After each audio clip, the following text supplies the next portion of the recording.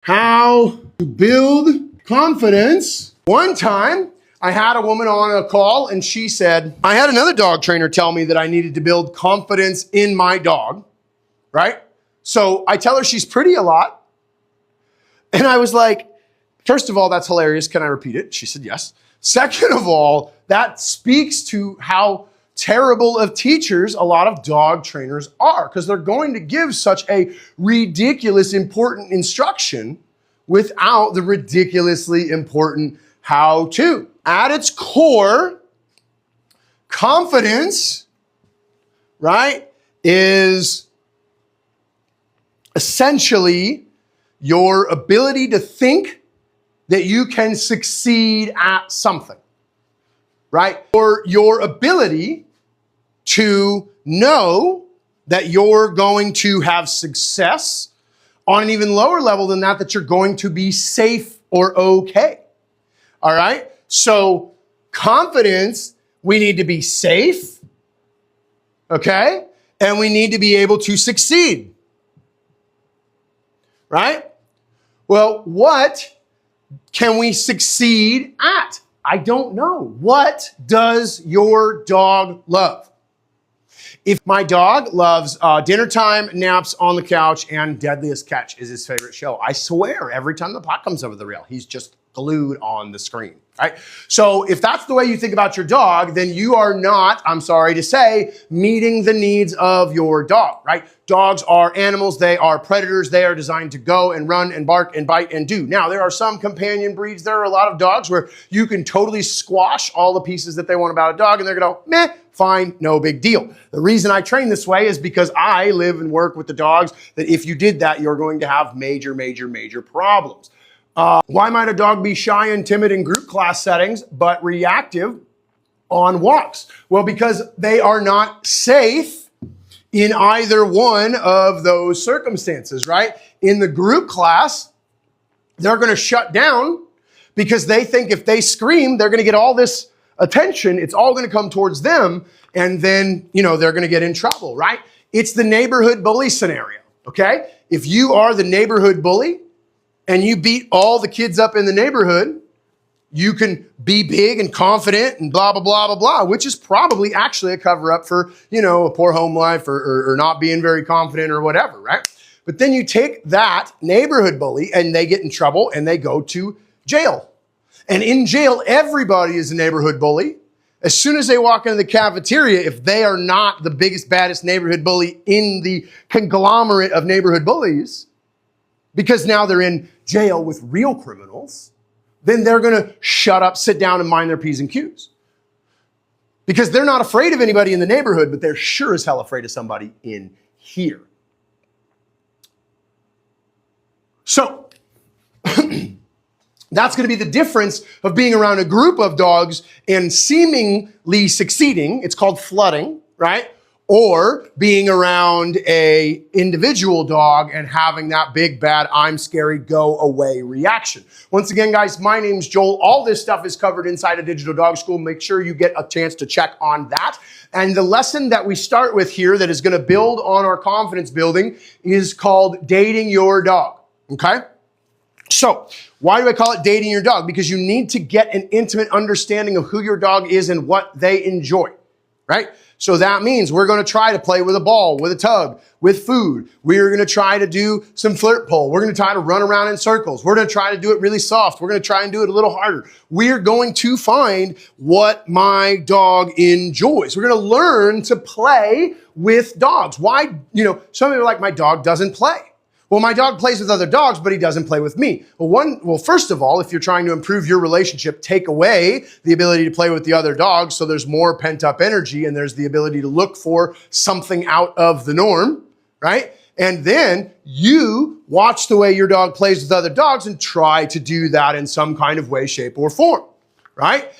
Once again, we find out what your dog loves, okay? And for those really nervous, really unconfident, really even lazy or older, never, just forgot how to play dogs, sometimes we can turn food into games And sometimes you have to get a little bit liberal with the definition of the word game. And maybe all we're doing is throwing a handful of food on the ground for the dog to sniff and eat and move around.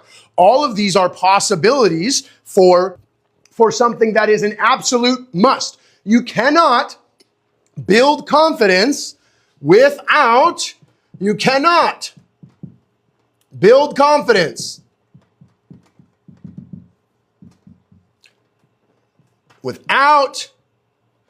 a motivator.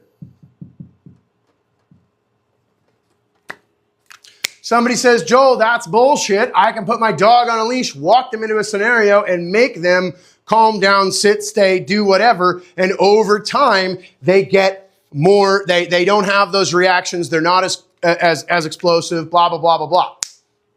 Is that because they are more confident? Or is that because you've made every other possibility not available and what is happening is going to be inevitable? Now, can that grow your relationship because you're calming them and allowing them to see if you guide them, they follow, everything's safe and fine? Yes. However, the relationship, the fact that following you leads to safety is going to actually be the motivator. So you will still be able to dig deep enough to find a motivator, but in my opinion, that's not the way that I'm going to work unless we're in a really extreme scenario. So overstimulated, my dog's overstimulated outside that the toy loses its value. Awesome, right? Understandable. One of the first lessons that we teach in Digital Dog School is put your dog on a long line, go outside, and wait until they want to pay attention to you. Then you reward that decision. You show the dog that they can make decisions to improve their situation. Maybe you go one step further when we start going for the Digital Dog School lesson of decompression walks. We're letting the dog work out that overstimulation and then letting them choose to follow us in a process that buys you leadership, doesn't force leadership. Okay? Again, motivators move us in the direction of behavior change. So you cannot build confidence without a motivator. So we need to be safe. We need to have success. Well, what can we exceed at? Well, we need that motivator. How do we find the motivator? You date your dog.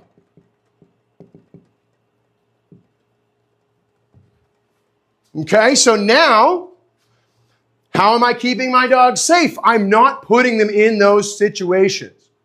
Hey, my dog doesn't like people. How do I stop it? Stop putting them in front of people. Right? The second you put them in front of people, you've gone from the first step in the process all the way to the 37th step in the process, and there's no way your dog can have success. So help them feel safe. Then find something that they can have success at. Okay? April, going to have to go to Digital Dog School. Different topic for today. Oftentimes, confidence building is a prerequisite for that. But absolutely, go up here, right? And just check out Digital Dog School and let me know if you have any questions. Gabby, I really appreciate that.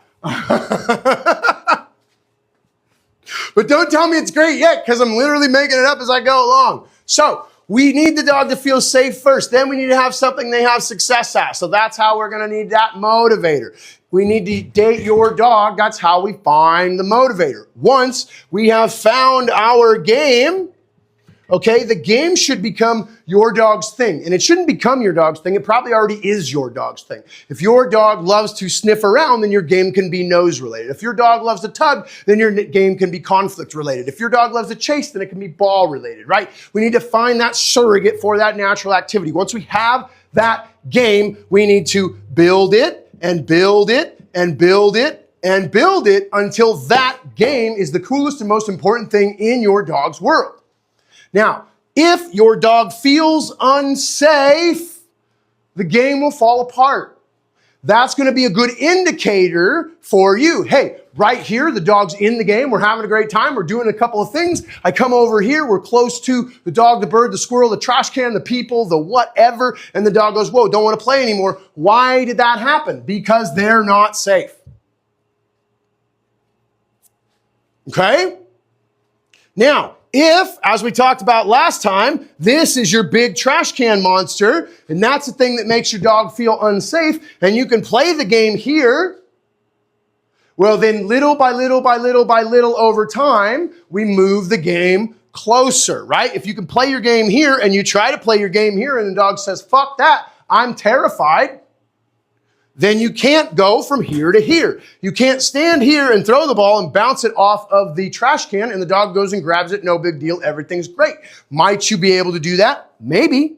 Depends on your dog, right? But if you can play here and you can play here, but you can't play here, but you can play here or here or here or here or here or here or here or here or here or here or here or here or here. Look, now we're starting to get a little closer. Now we can play here and here and here, and now I can bounce the ball off the trash can, or we can play right there.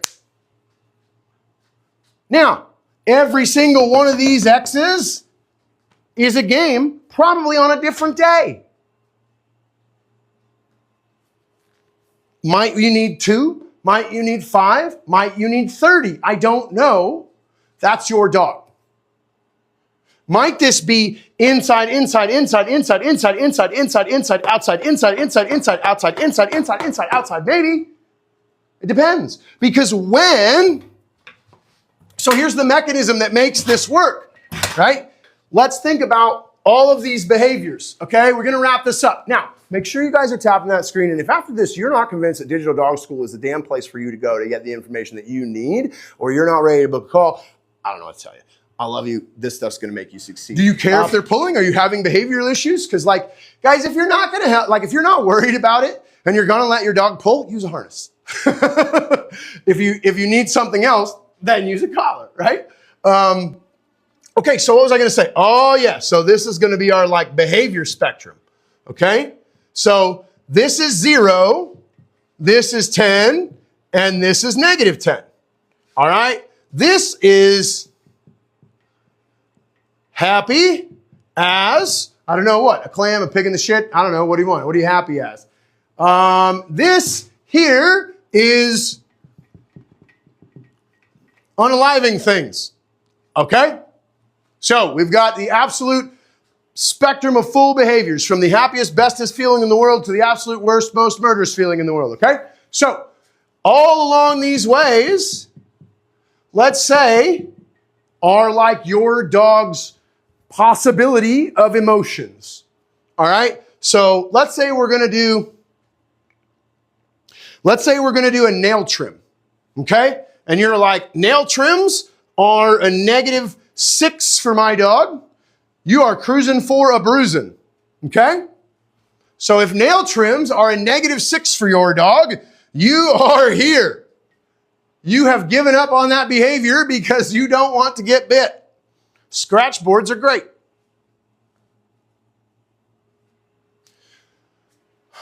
So, how can we adjust the way the dog feels about this thing, no matter what that thing is?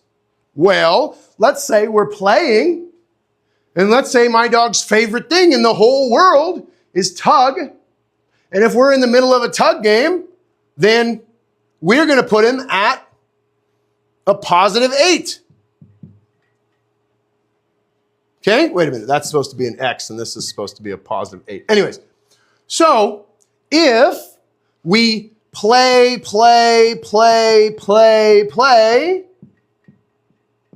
you are moving the dog down the emotional spectrum towards feeling better about themselves, the world, whatever. Okay?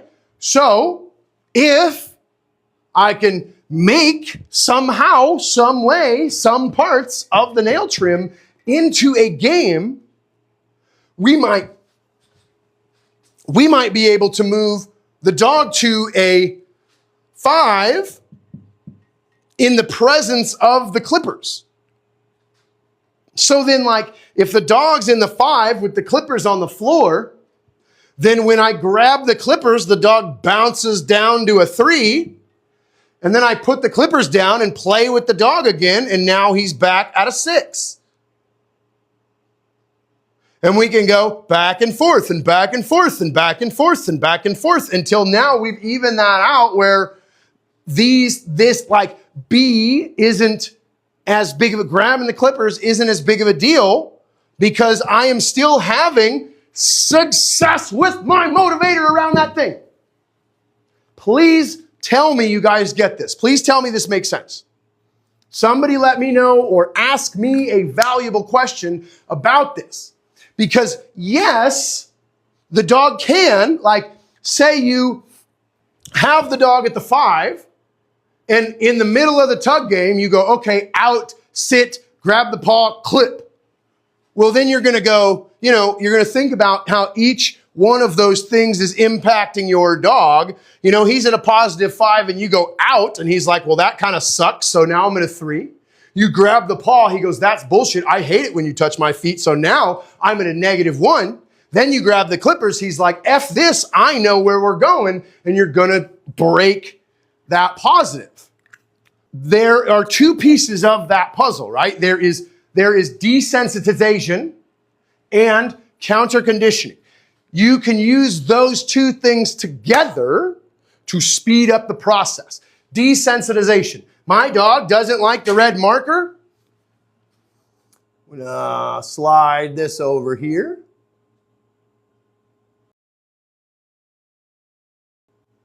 So, my dog doesn't like the red marker, okay? I pick the red marker up, nothing happens. I put the red marker down. I pick the red marker up, nothing happens. I put the red marker down. Eventually, your dog will stop giving a shit about the red marker. We can speed that situation up. And so instead of the red marker equals nothing, the red marker equals a treat. The red marker equals a treat. The red marker equals a treat. And we can speed that process up. Now, the difficult part, right, is that Mother Nature, okay? Well, I mean, so Christy, there's 2 parts about that, just letting the vet do it. Is number 1, like, trust me, as a guy who handles difficult dogs, the way to not get bit when you're handling difficult dogs is to not make the dog feel like they need to bite you. And so you are giving that which should be your responsibility to someone else and putting them at risk for money that is not worth it. So that's your call, whether you're cool with that or not, right? The other piece of that is, if they're sedating him, then, Christy, I'm not shaming you. That's not meant to shame you. It's just meant to go like, hey, if that's like, hey, I can't do this, so I'm going to pay you. So like, maybe I'm going to slide you an extra little tip, right? That's really my piece on that. Cause like Scoob, like, look at any of my videos at any of my dogs. All 3 of my dogs hate having their nails done. We use a scratch board. Right? So, like, I get it. I get it. Trust me. Scoob will bite me over his nails. Right? And then, like, well, the other thing is when you take them to the groomer or the vet, they have a hammock. Right? And they put the dog in a hammock and they hang it. And then, like, the dog's up here. And they're like, yeah, whatever, man. You can't even touch the floor to get any leverage. And they're done. So, again, super, like, way better. Right? I live on a lot of concrete right now. That can be very helpful. Way better with the hammock, right? And like I said, if that's the case, man, just hook them up with a Starbucks gift card or an extra 20 or something, Chow was this way with clippers. We play, and when we're done, he gives me his paws. Beautiful, beautiful for me, right? I got Freet just over a year ago. I'm like, man, I'm awesome at dogs. I know all this stuff. It's going to go great. I'm going to take this badass dog and have him climbing 8 feet up this wall in no time. Well, he struggles to get higher than 6 feet, and I'm not with him all the time. And you know what? I'm not as consistent as I would need to be with him either because he's so much more, right? And so, like, that's one of the things that realizes, like, you need to build the dog for the way that you live your life with the dog, and nothing has to be perfect, and you don't need to worry about what anybody else says about your dog. You need to do what works for you and your dog. All right? I love putting myself in front of a camera with people actually watching me and opening my mouth and seeing what spills out. It's actually as sometimes, like this sounds stupid, sometimes it's as surprising to me that it's good as it is to you guys.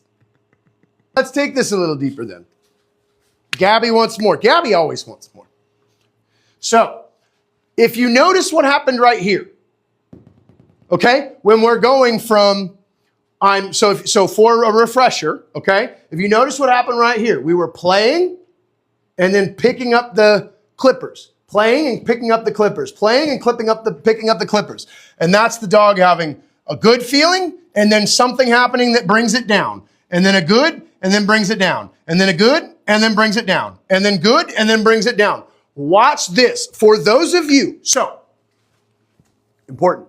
If you have not built a skill set with your dog, then this next part you're not ready for, okay? This is a question.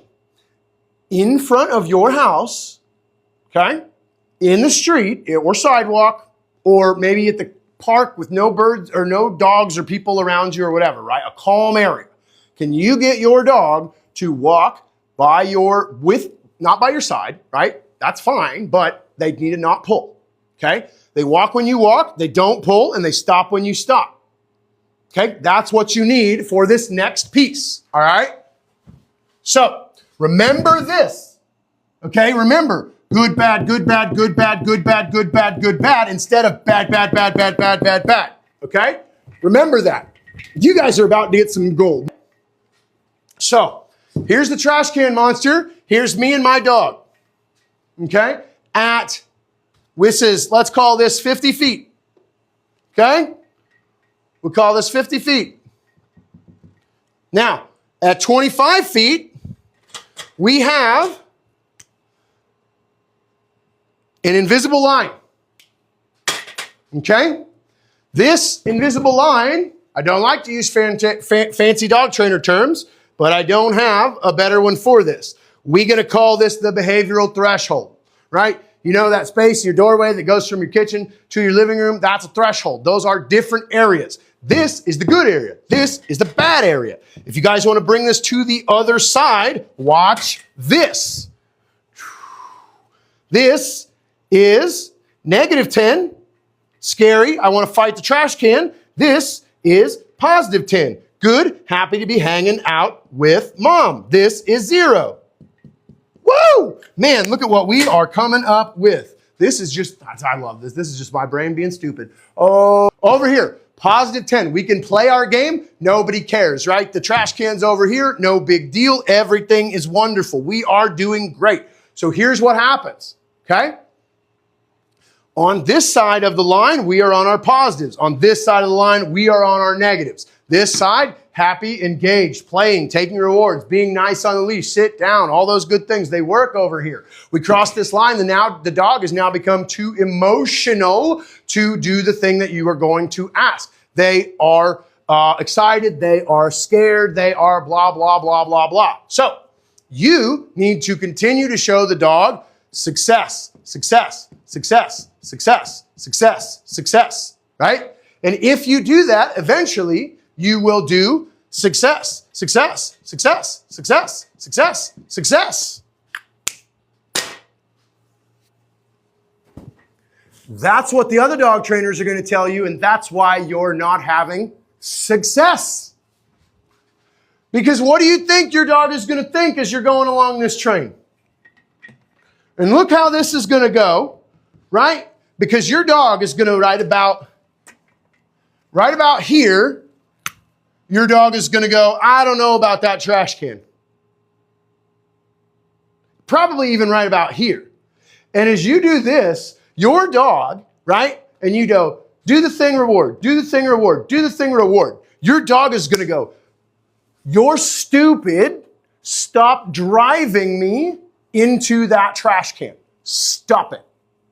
I see what you're doing and it's bullshit. So, what do we do? Because as you're doing this, okay, you were at a 10 and you're just going to walk all the way down there. 9, 8, 7, 6, 5, 4, 3, 2, 1. And by the time you get here, you're still, like, you will start to move this line. You will, I promise.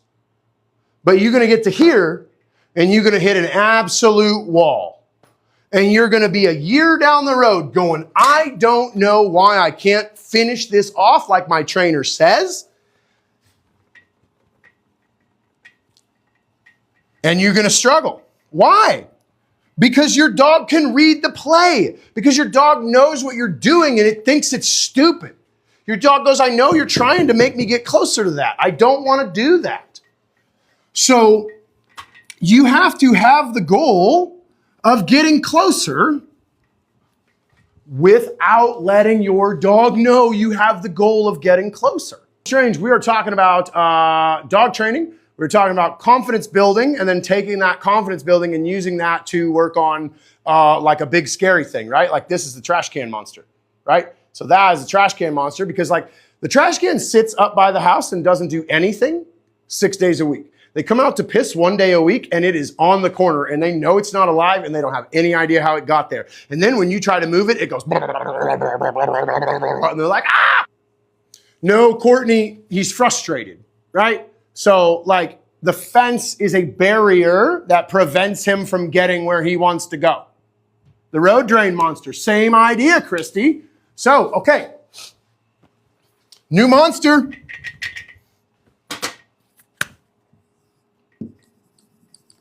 Is it the manhole cover, Christy, or is it this guy over here, right? Either way, that one's more scarier. Fucking it lives down there, right? I understand, okay? So, yeah, no, it's not resource guarding. It's just frustration, right? It's that thing earlier we were talking about, right? How the dogs in the daycare and the dogs want to go, go, go, go, go, but then they get frustrated. They can't get there, right? There is literally a really popular dog video on the internet where there's a gate like this that opens this way, right? And there's like 5 dogs on this side and 5 dogs on this side. And as the gate is opening, they're like trying to fight. And then once the gate gets all the way, like the gate is open, they could do this and have the fight, but the dogs are moving with the gate and fighting. And once the gate's all the way open, they're like, what's up, dudes? And it's over.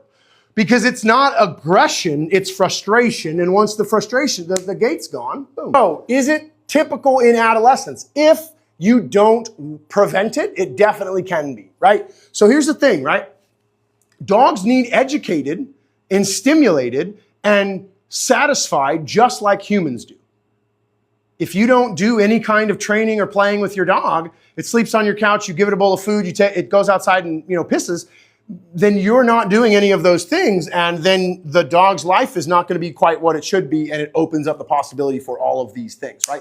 Genetics are a big piece of it too, so sometimes we don't always get what we thought anyways, but like, yeah. Okay, so we're going to go back to this, guys, because I didn't finish this. I showed you how to do it wrong. I want to show you how to do it right, okay? And again, all of this is laid out in Digital Dog School, okay?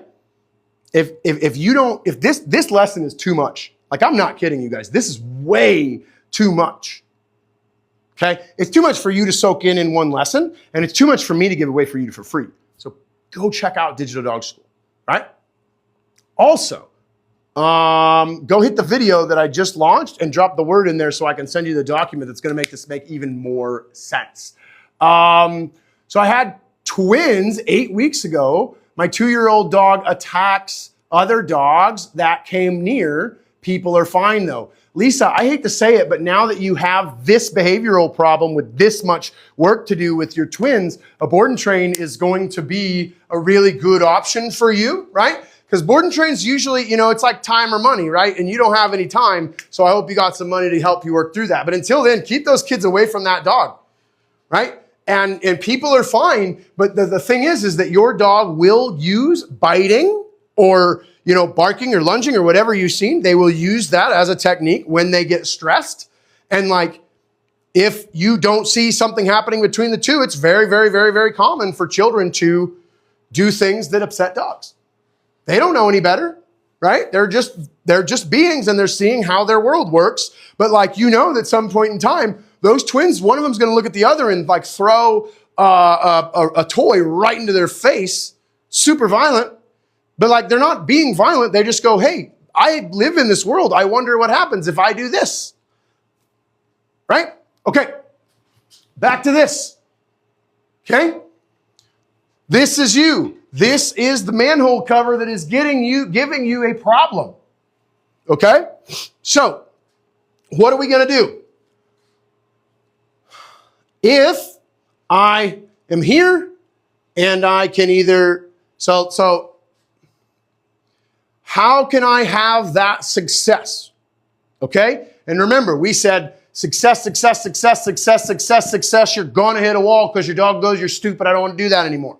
So what if instead we just pretended like we don't give a shit that this is here? We're playing a game here, and this is over there. We don't care. At this point in time, your dog should not care either. So if we can have success here, we can have success here. If we can have success here, we can have success here. How about here? How about here? Okay? So if we can have success here, why should I have success here? Why would I do this? Somebody tell me.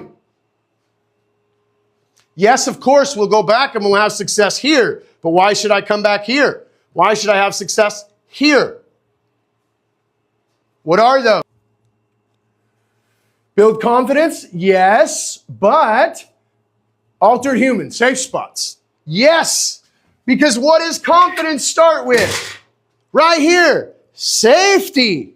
See, can't you read so well?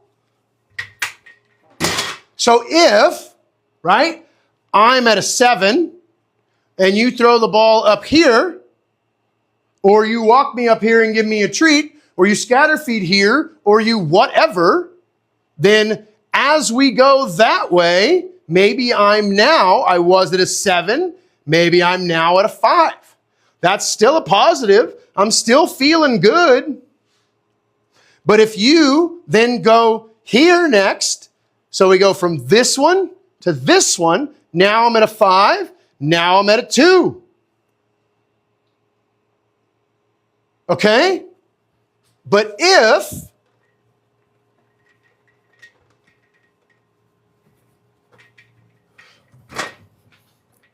we're thinking about this and we're at a 7 and then we go to a 5, okay? But then what if we go back to a 10? Okay? What if we go, and then now that we're at a 10, what if we go back here? Well, originally we should be at a 6, but maybe we're not because we're having fun. So maybe that keeps us at a 7. And then we can go up here, and this was a 5, but now this is a 5. And then we can come back here, and this is a 9 now instead of a 7. And as we go, boom, boom, boom, boom, boom, boom, boom, boom, we stabilize the emotions because we're not getting scarier and scarier and scarier and scarier. And then over time, we're now at a 6 or a 7 or an 8 right here up by that invisible line. That then allows us to hop over that invisible line, have success, stay in positive emotions, come back, come back, come back, come back, and then now, oh shit, look where we are. And guess how your dog feels about it? Maybe your dog's at a positive 5, where this was a negative 5. Are you guys following me? Is this making sense? And this builds confidence because you're showing your dog that they can do this. And if you are playing a game in this way, then you can show them, then like playing the game keeps the motivator high and in action, right? Every time you take the game away and you ask for work, so you could do this with just throwing the ball, or you could do this with doing the leash work, and every one of those, instead of being is where they catch the ball, it's where you stop and reward your dog, right? So, but if you go closer and closer and closer and closer, your dog's gonna tell you you're an idiot, right? Your dog's gonna go, why are you trying to jam me right into this place I don't wanna go? But if you break it down little by little by little by little by little over time, then fuck you. Do I think having my dog off lead is better than having them on lead? Have you earned the privilege of having your dog off leash outside of a contained area. If you called your dog 100 times, how many times are they going to come to you? That makes a percentage. The percentage that they will come to you, well, that's good. The percentage that they will not is the percentage of chance that your dog will find something that is going to get them into trouble, and you're basically betting their lives against that recall. So that's your decision. I hope you stick around for me to explain the concept of how I work with people, okay? So there's a few things. Everything starts with Digital Dog School, okay? I've taken my entire training program, the core of it, and put it online into a self-guided video-based program, okay? It is a low monthly payment so that you don't have to be privileged to have good dog training, okay? I want to build a community, which is why we have an online support community where you can put up videos of you doing the lessons, ask questions, get support, just show cute pictures of your dogs in your pajamas, okay? And also, I really do want you to be able to customize the experience. So you get a survey once a month, you ask questions, I film a Q&A, okay? You get all that for $27 a month. From there, right? Or you can jump straight into booking a call. It costs $47. Get an hour of my time. Tell me all about your dog. I'll lay out the program process for you. And if that helps, beautiful, awesome, wonderful. I'll answer any questions that you have. And if we want to talk about working together in a more private tutoring kind of way, I can do that. I can help anybody with any dog through anywhere in the world through the magic of the internet. Okay? Christy, you just made my whole day. You just made my whole day. That you canceled regular Netflix for Joel's dog Netflix. I love you so